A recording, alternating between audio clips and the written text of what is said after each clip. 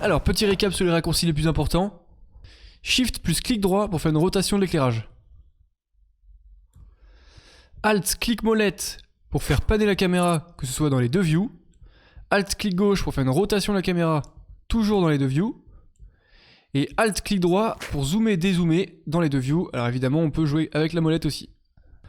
Donc en mode pinceau, pour pouvoir jouer sur les paramètres de celui-ci, vous faites CTRL clic droit en jouant vers la gauche ou la droite pour la taille, CTRL clic droit en jouant vers le haut ou le bas pour la hardness, CTRL clic gauche en jouant vers la gauche et la droite pour le flow, et CTRL clic gauche en jouant vers le haut ou le bas pour l'angle.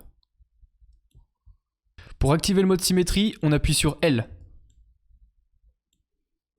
Quand vous travaillez en valeur de gris, notamment pour des masques, appuyez sur X pour inverser cette valeur.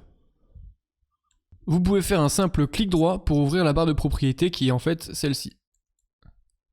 D'ailleurs, cette interface est très pratique pour avoir un aperçu de la matière qu'on va peindre. Vous voyez qu'ici, si je change la roughness, je vois directement ce que ça va donner.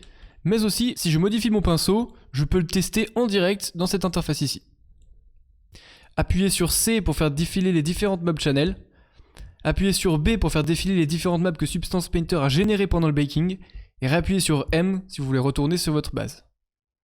Appuyez sur F lorsque vous êtes perdu dans votre interface et que vous voulez vous centrer sur vos objets. On va pouvoir utiliser F1 pour afficher la mode 3D et les UV à côté, F2 pour afficher juste la 3D, F3 pour afficher les UV, F10 pour passer en mode rendu sous aéré, F9 pour revenir en mode peinture, et on pourra aussi utiliser la touche Tab pour enlever l'interface et y voir un peu plus clair sur notre objet. Appuyez sur P pour activer le mode pipette. Lorsque vous effectuez une rotation, par exemple avec Alt-clic gauche, maintenez Maj pour pouvoir snap les angles. Attention, ça active votre clavier QWERTY par contre. Pour sélectionner un sous-objet à partir du viewport, vous faites CTRL-ALT plus clic droit sur celui-ci. Et pour isoler ce sous-objet, vous faites Alt-Q.